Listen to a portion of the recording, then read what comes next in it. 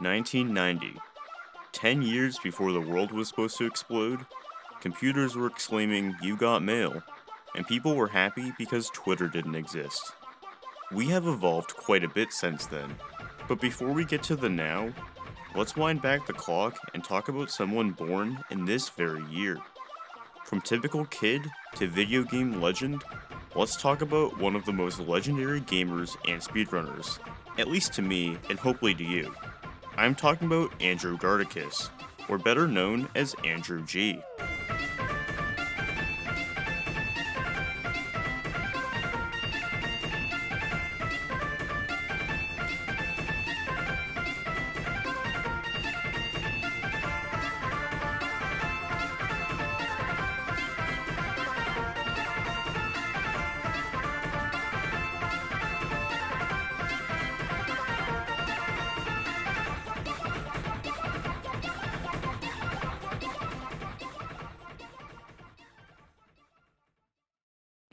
Before we get to Speedrun's greatest legend, this video is sponsored by Raid Shadow Legends. Things may be getting really expensive, but Raid can bring you a true console level experience right to your phone. There's quite a lot to explore with millions of champion combinations, a handful of bosses, campaign battles, and PvP arena matches. There are over 600 champions with unique skill sets. That's more than I can count. Not convinced? I've been playing a bit of Raid, and I've been getting to know quite a few of these champions. First, you got my girl Venus over here. I love me some planets. She's very versatile in-game and only gets better as she gets more skills. Secondly, you got my homie Angar, a tough little fella. His second skill lets him provoke the entire enemy team, and I wouldn't mess with him. And guess what? It's Raid's 3-year anniversary, so no more terrible 2s from you, little one. There's quite a bit to celebrate. Check out Raid's first ever champion skins. I'm getting kinda jealous. These skins let you alter your little guy's appearance to something that suits you more. Look at this serpent skin I'm digging. This is the best time to get started in Raid, and if you click my link in the description or scan my QR code here on screen, you'll get a free starter pack worth almost $40. There's 3 free champions at once: Misericord, Tiger Soul, Romero, plus 10 Magic XP Brews, 10 Force XP Brews, and 10 Spirit Brews. That's an entire game's worth of value right there. That Dora worth of value will be waiting for you right here. It's really that simple. Check in the description and the pinned comment and get into the game. Thank you so much, Raid, and let's get back to the meat of today's video. Growing up, Andrew had an older brother and sister beside him, and one purchase they made would completely shape his life: the Nintendo Entertainment System. Over the years, he always went back to Super Mario Bros. He thought that he had become pretty decent at the game, but it wasn't around 2003 until things really elevated though. Andrew was watching a cable TV channel called G4, which was primarily focused on a wide range of video game related programming. He recalled seeing a segment of a show that touched on someone who had the world record in Super Mario Bros, and he instantly saw that as a new challenge. What most sources won't tell you though, is that Super Mario Bros was not Andrew's first ever speedrun project. During a livestream in 2018, he dug up an old VHS tape dated approximately late 2003. Published in mid-2003, a Japanese user by the name Morimoto published a video on the internet that beat Super Mario Bros. 3 in a blazing 11 minutes. For a really long time, many people believed this to be a real person. As internet communities established more and more and the author came forward, it was found to be one of the earliest examples of a TAS, or tool-assisted speedrun. This involves slowing down the game and going frame by frame to make a hypothetical perfect speedrun. This task inspired quite a lot of people back in the day, including Andrew. This 2003 tape that Andrew presented contained a run clocking in at just over 14 minutes. This run was quite sloppy and very improvised, but for a 13-year-old trying to play a game fast for the first time, this was pretty impressive. Not too much would come from this first project, but don't worry, we will come back to Mario 3 in very due time. Scrolling through all of Andrew's old runs, most of his activity truly starts between 2004 and 2005. He made an account on twingalaxies.com in March of 2004, which was a popular gaming high-score leaderboard in the 2000s.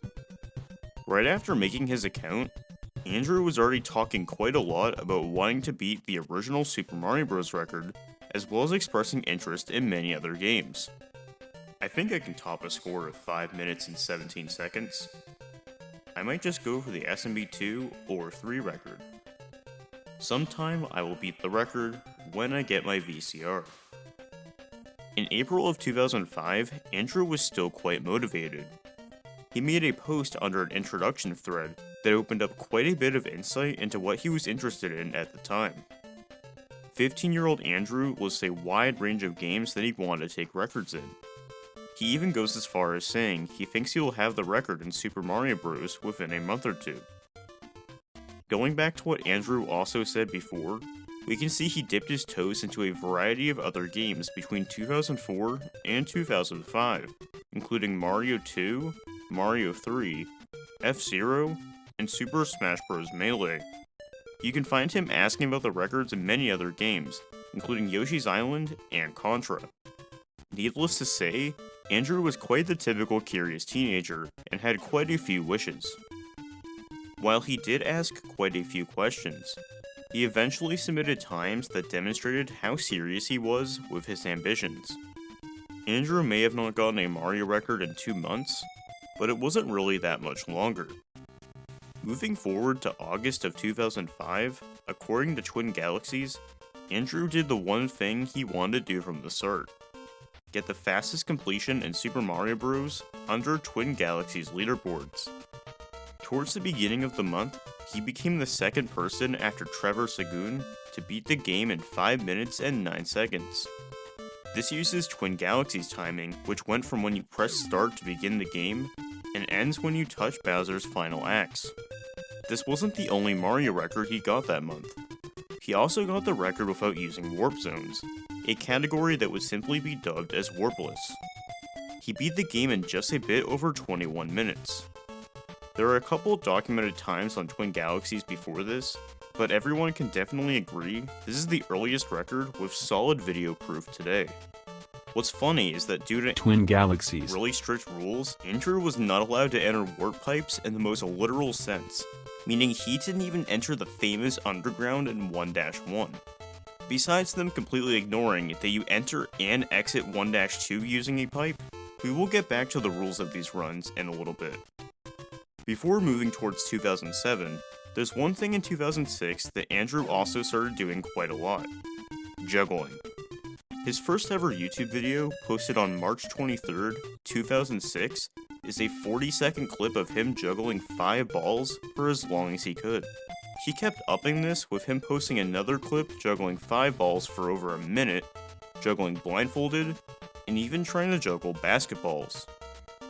He also did multiple blindfolded attempts in Super Mario Bros., with his best attempt at the time getting halfway through 1-2. Roughly a month after Andrew tied Scott Kessler on the Twin Galaxies leaderboard, Scott returned with a 5:08 time, or for today's timing standards, a 5:05. Let me finally rip off this bandage that I've been wanting to say. Twin Galaxies sucks. I'm sorry, I had to say it. The site's full of gaming boomers that gatekeep how games should be played and think that any form of glitch usage is blasphemy. This heavily applied to Super Mario Bros., which was heavily stunting the any percent category. Both wall jumps, or any type of wrong warping to an area from an unintended place, was fully banned on the Twin Galaxies leaderboards. Andrew's last notable time-based Super Mario Bros. Speedrun using Twin Galaxies rules would be a warpless time of 1957, breaking what people thought for years would be the last-minute barrier. By April 2007, he was tired of Twin Galaxies restrictions, and that month uploaded a new Super Mario Bros. Any percent time that shattered the record by around 5 seconds, with a time around 5 minutes and 0 seconds. A majority of the time save came from a trick in 4-2 that Andrew ended up putting together.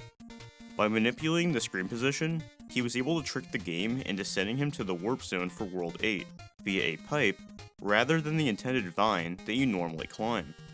By doing backwards bumps against blocks or pipes, you can manipulate how far right Mario is on the screen. This in turn allows you to both have the specific pipe on screen and have the warp zone still loaded at the same time.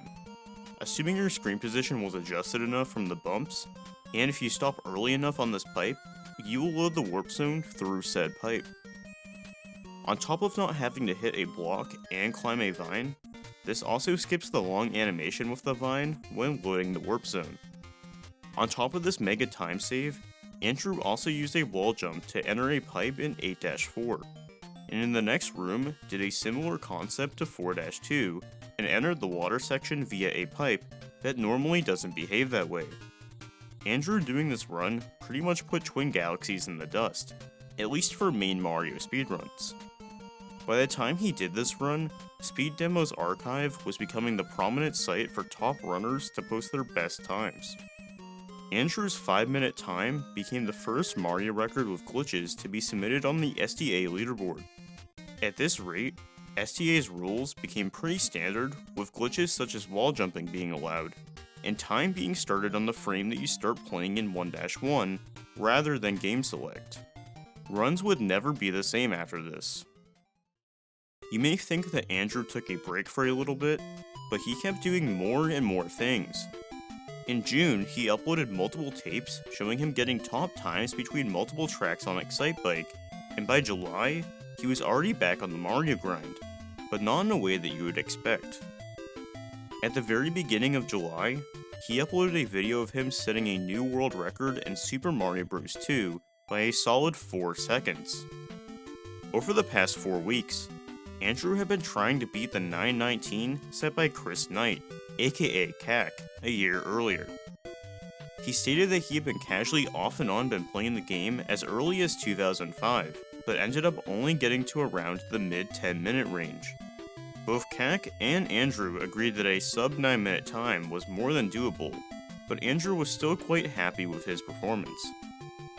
Andrew at this point already had records in 2 Mario games, but if you look back at his earlier posts, you'll know that he wanted to do more than just that. Flashing forward to November, he published another run to Speed Demo's archive, and it wasn't Mario 1 or Mario 2. It was Super Mario World. The any percent category at the time in Super Mario World had been sitting at an 11:10 by Scott Kessler for over 3 years. Andrew demolished it with an 11:01, and when retimed more accurately was an 11 flat .80, less than 1 second away from a new minute barrier. He had done exactly what he did in the original Super Mario Bros., completely smashed the previous record, and barely missed a new minute barrier. He was now the king of 3 classic Mario games, and at this point, no one could really compete with him in this sphere.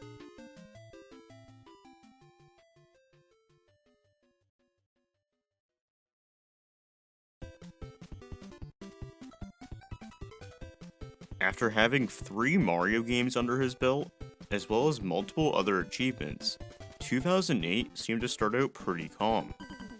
Andrew seemed to be living life as normal, posting yet another juggling video, but trust me, there's a lot more in store here than just juggling. Towards the beginning of 2008, a player on Speed Demo's archive by the name Frezzyman put up a bounty for someone to improve the time in the NES action platformer Werewolf, The Last Warrior. Frezzyman is quite a notable player from this era, having records across games such as Contra and Mega Man. He would just a year after this get the record in Super Mario Bros. 3, which hint hint, we will return to. Andrew put some effort into beating Werewolf and quickly got into it. Along the way, he picked up some of his own tricks, and by May, uploaded a time of beating the game in 15 minutes. He won the bounty and received $100. He eventually stumbled upon a tool-assisted run that happened to not execute some of the glitches and tech he discovered. A year after he won the bounty, he made a tool-assisted speedrun with Ands, which beat the game in just about 9 minutes. It used many game-breaking glitches, such as being able to manipulate and skip mini-bosses.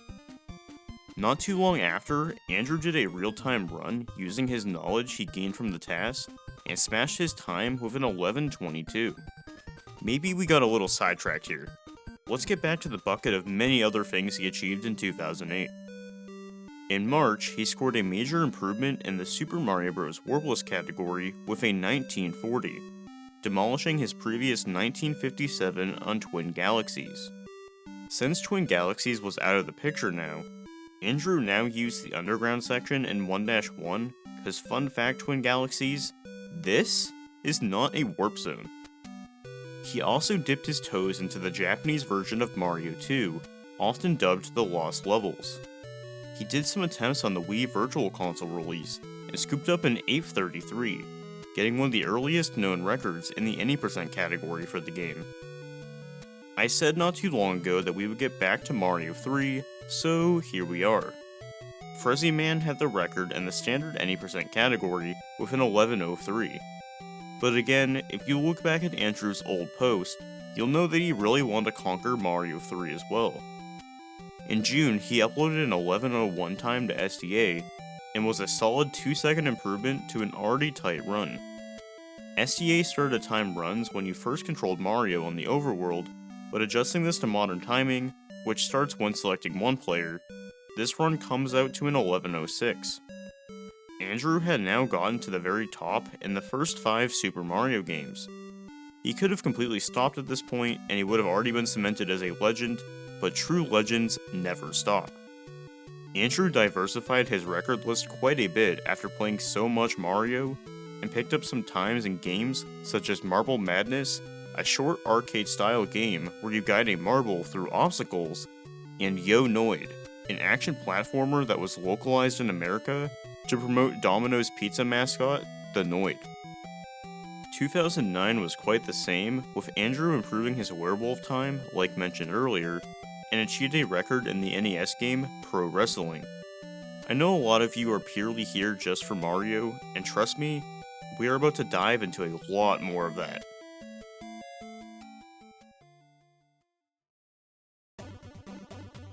(2010). Andrew had now been submitting times in Mario games for a solid 5 years now, and after so much time passing, he hadn't missed a single beat in staying relevant. At the very beginning of the year, he was a part of a small speedrun event named Classic Games Done Quick, which took place at someone's house. This was a 3-day event where multiple speedrunners had fun showcasing the wide range of possibilities that these individuals could do. They also raised $10,000 for charity. And if you aren't familiar, this event was the first of charity events that would be dubbed Games Done Quick, which has been raising millions of dollars for charity at in-person events every 6 months, which is still going on to this very day. Getting back to Andrew, he ran a handful of games including Mega Man, F-Zero, Super Mario World, and of course, Super Mario Bros. He even tried to run Super Mario Bros. A second time, but blindfolded. In May, he uploaded a Lost Levels time of 8:12 at any percent, which beat the previous time by Akagawa by a solid second. Kinda. Since he played on the Wii Virtual Console release, his gameplay runs at a slower frame rate. Akagawa's record was an 8:11, which is faster than Andrew's 8:12, but when adjusting the Virtual Console frame rate, Andrew's time became an 8:10. No matter which way you sliced it, Andrew was staying at the top across multiple Mario titles. With the original Super Mario Bros. Releasing in 1985, the year 2010 would put the game at 25 years old, and Nintendo did quite a lot to celebrate this anniversary. Most people probably know about Nintendo's lazy effort of releasing Super Mario All-Stars on Wii, which was basically a ROM dump of the original Super Mario game on a Wii disc. But there's one other key event from this time period. On November 7th, 2010, Nintendo held a 5-hour event at the Nintendo World Store in New York to celebrate the monumental anniversary. People lined up for hours just to witness this event, and 2 hours in, they got an additional surprise. Nintendo of America president at the time, "My name is Reggie, I'm about kicking ass, I'm about taking names, and we're about making games," introduced a special guest, Shigeru Miyamoto, the creator of Mario himself. After cutting a giant Super Mario Bros. Themed cake, Andrew, who was 20 years old at the time, was asked by Nintendo to attend the celebration and even wanted him to show off his Mario skills in front of everyone. He got to play Super Mario Bros. In front of Shigeru Miyamoto, which can be thanked for creating the game that he was blazing through. Just think about that very thought.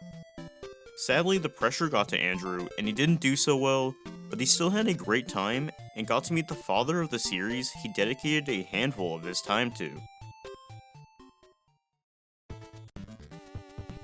You remember how all the way back in 2007, Andrew destroyed his Mario 1 any percent time and got tantalizingly close to under 5 minutes?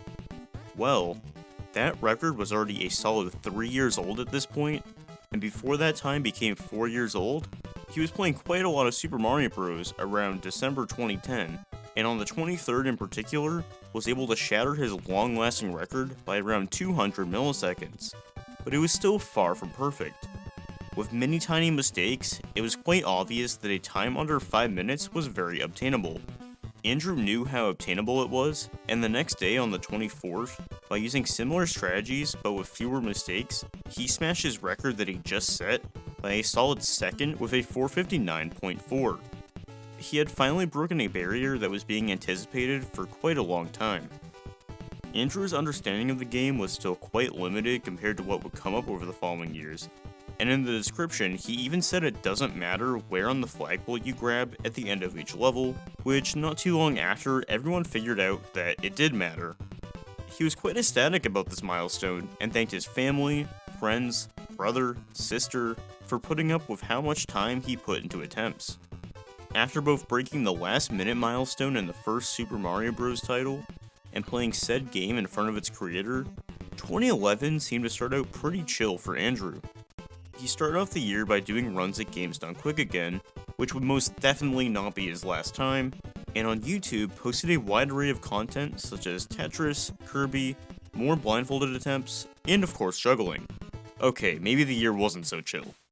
He also worked on and released a Super Mario Bros. 2 task with Angler that beat the previous time by over 600 frames, with minor optimizations and new glitches. So if you want to thank someone for some of the glitchiness in Mario 2 runs, you can definitely give some of that thanks to Andrew. It also seemed that at least once a year at this point, Andrew would set a notable record in one or more Mario titles, and before the year was over, he fulfilled his quota for 2011 in December. He uploaded a Mario 1 any percent time of 458.89, which was a solid half a second improvement over his previous record, and was also a new second barrier.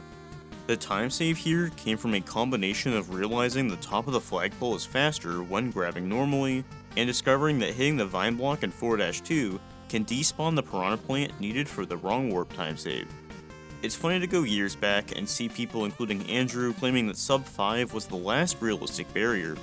In the description of this record once again, he made another claim stating that a 457 should be a perfect time for a human. Days before this new milestone, Andrew, for fun, decided to also do some glitchless attempts using Twin Galaxies rule set. The best time submitted on Twin Galaxies was still a 508 by Scott Kessler, or a 505 when converting to SDA timing that has been used since. During his brief return to these runs, he got a 506.99 using Twin Galaxies timing, but was rounded up to a 507. Twin Galaxies arbitrarily changed the rules of rounding down times instead of rounding to the nearest second. Another reason why this site has become an absolute joke and has been less and less used over the years. But anyways, Andrew now had the record on both Twin Galaxies and SDA. One last thing before we slide past 2011, I want to tackle his interest in the arcade version of Donkey Kong. In May 2011, he posted a run getting to the infamous kill screen, and close to the same time period also came up with a trick that would change high score attempts forever. Dubbed Gardikis jump, this specific jump allows you to take advantage of barrels slowing down off ledges. This knowledge was taken from similar physics being present in Super Mario Bros., which Andrew was obviously quite familiar with already. Instead of the standard 100 points, you can now get 200 points using this knowledge. While it wasn't used immediately, Down the road, top players would start incorporating this into high-level, high-score attempts.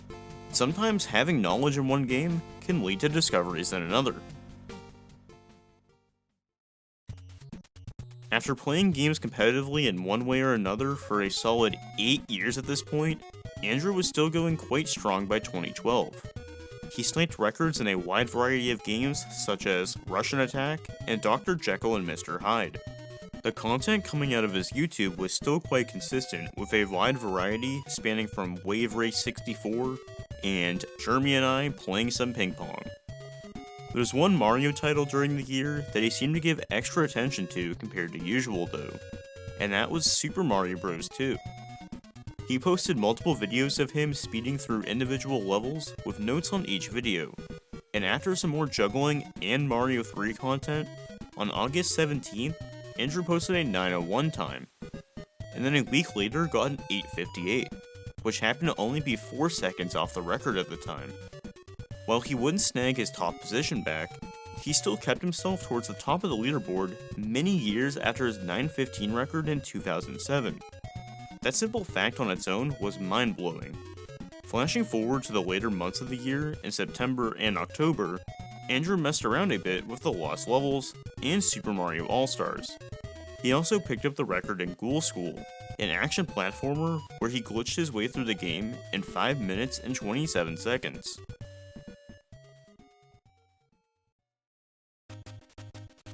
Moving into the 2013 to 2014 era is where I personally get really excited, as this would be when my initial interest in competitive gaming and speedrunning started.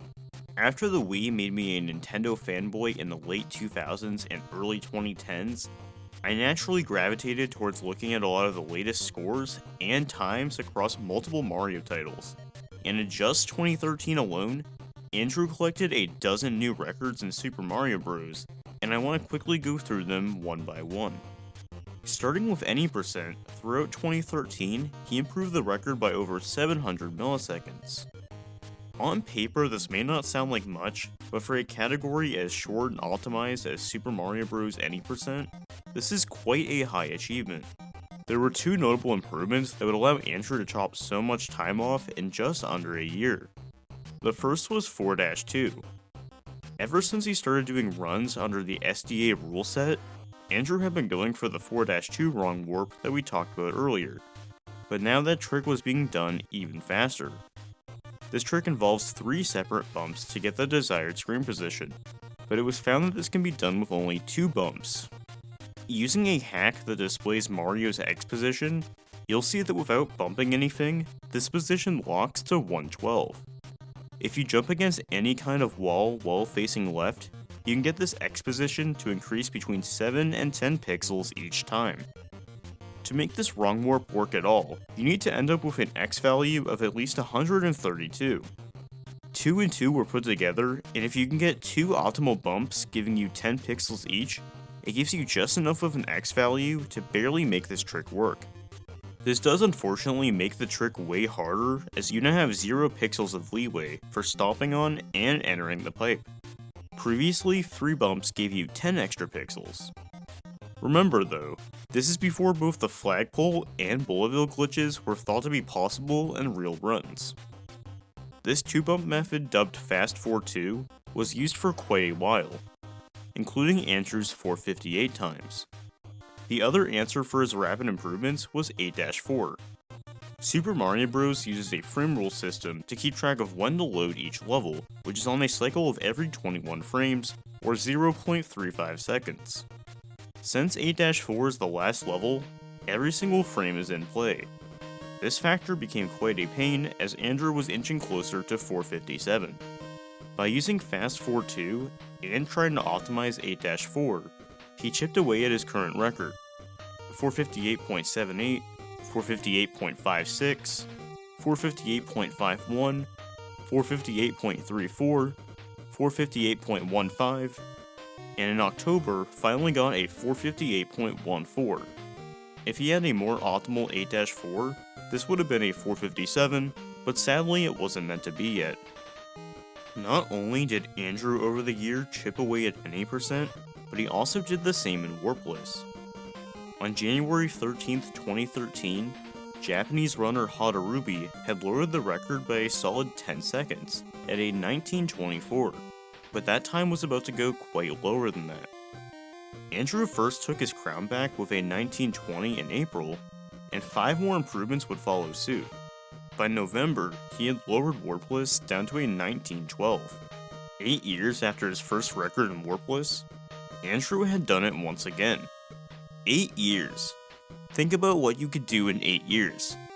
I'd hate to look at myself 8 years ago. All I can say is that things have changed quite a bit. Outside of all the original Super Mario Bros. Action, he also beat his time again in Dr. Jekyll and Mr. Hyde, and as always, posted a variety of clips across different Mario titles.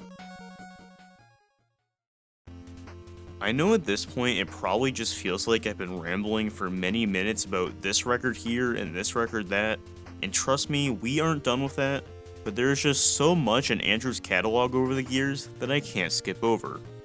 While there's still a little bit to mention here, I would argue one of his calmest time periods would be around 2014 to 2015, which is where we finally are now. Now I say calm, but moving into March of 2014, Andrew did get what would be his last record in Super Mario Bros. Any percent with a 458.09. He unfortunately still couldn't get his desired 457 due to mistakes in 8-4. He would also pick up a couple records in Super Mario All-Stars, and also seemed to play quite a bit more Excitebike, picking up more records in the process. He also posted a mix of some other titles, such as Track and Field and Super Street Fighter 2. But for once, I don't have anything too deep to get into around this time. With Andrew consistently playing since the early 2000s, you'd think that he would take at least some full break eventually, but it's nice to see that no matter what year you scroll through, there's still some occasional activity. Before moving to 2016, Andrew's last upload of the year would be the iconic Pizza Cat. What a classic. Entering 2016 though, would debatably start a new era of the rapidly growing AndrewG saga. While Andrew had already been streaming some of his speedrun and score attempts on the rapidly growing Twitch, 2016 I would say is when he got really established on the platform. The gameplay, this camera, this banner, and these splits, this layout would go virtually untouched for the next 2 to 3 years, which is when he streamed the most frequently. Between an optimized 8-4 and bullet bill glitch being discovered, both Blubbler, now known as Saradoc, and Darbian had beaten Andrew's any percent time, but by the beginning of 2016, Andrew was already making a comeback and consistently streamed attempt sessions to beat his personal best. In March 2016, he had a personal best that led to one of the most iconic AndrewG voice clips to date. It's too slow! To compete with the top, Andrew was finally doing bullet bill glitch, but unfortunately had an unoptimal bullet bill shot. This means he didn't get the optimal frame rule to match the record, but he did have a good enough 8-4 to tie Saradoc in second place at a 457.69. This bested his 457.933 he got not too long before. While it may have been Too slow! for first, being tied for second in a category you got the record in 9 years earlier is not something you hear about every day. Just like expected, Andrew never stopped playing a variety of games, with 2016 featuring runs between Castlevania, Rad Racer, and of course Excitebike. But there was something debatably bigger right around the corner. A solid decade after his first run in the game, he was about to start another revolution in Super Mario Bros. Andrew started playing around with a miscellaneous Super Mario Bros. Category named Minus World Ending. Everyone that has breathed oxygen for at least a minute has heard of the Minus World glitch, where if you enter the 1-2 warp zone when not loaded properly, you can enter a level that simply says -1. Something that everyone might not know about the glitch is, it's completely different on the original Famicom release. Instead of -1 being a looped version of 7-2, here, the Minus World is an actual world. There's -1, -2, and a final castle -3. Around this time, Darbian, who had dominated the entire game at this point, had taken the minus world record with a 235.2 in November 2016. With Andrew starting to dabble in this category quite a lot by 2017, at the beginning of April, he released a video labeled as 1-2 World Record 351. He had been messing around with a faster way to get to the pipe in the 1-2 warp zone a lot quicker. Here's what had been done for quite a while. Grabbing mushroom at the beginning of 1-2, do a crouch jump against the normal 1-2 exit pipe and ceiling, and clip through the wall to enter the pipe. Seems pretty straightforward. But what if I told you Andrew started using a strategy that didn't use some weird crouch jump, or even a power-up at all? Yes, he skipped the mushroom and played 1-2 without slowing down. Once he got to the 1-2 exit pipe, he was able to clip through the top of the pipe, run through the wall, and instantly enter the -1 pipe.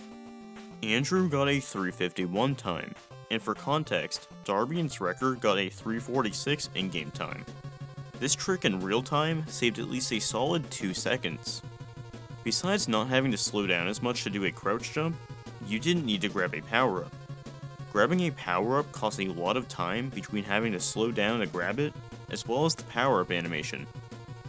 As you probably already predicted, only one day later, Andrew posted a new world record in the category with a 234.804, a roughly half a second improvement. This run used the new 1-2 discovery, but you may remember what I said earlier is that this saves 2 seconds. So where did Andrew lose so much time? Well, as Big Mario, Darbian did a similar crouch jump in -3 and was able to clip above the level and keep running right. Unfortunately, since Andrew was small, he played the level as intended and navigated this mini maze. Luckily, his new strategy saved so much time that this still happened to be faster. Andrew would never further improve this record, but the story is still far from done. What if this clip could be used for entering 4-1 in any percent instead of just -1 and minus world ending? Over the following week, he would post a series of videos experimenting in 1-2.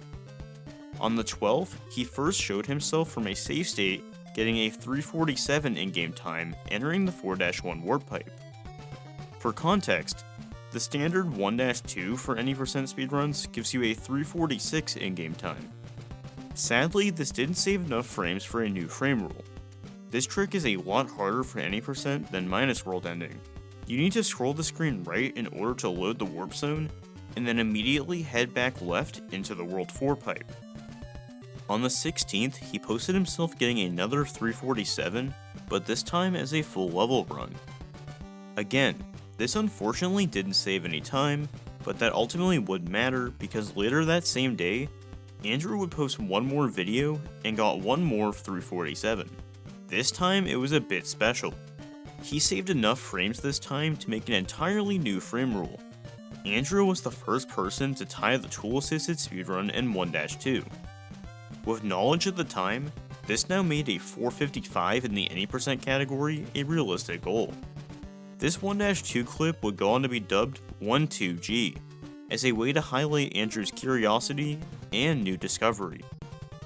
He not only revolutionized the game by being one of the first people to run the any percent category, but a decade later, he found a new time-saving trick that every top runner would have to adopt.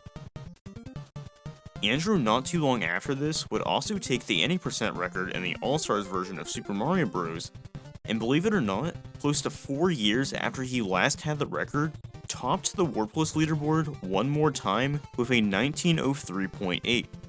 This was an improvement by over 1 second against Darbian's 1905.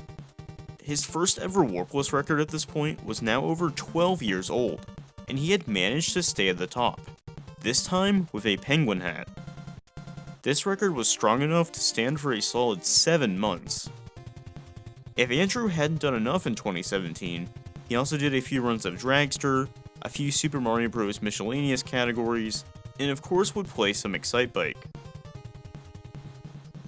If you take a scroll through Andrew's video history, you may notice that there's nearly a 1-year gap between 2017 and 2018. And while he did get back to his normal Super Mario Bros. Routine in late 2018, there's a good reason he wasn't as active for a bit. My man got married.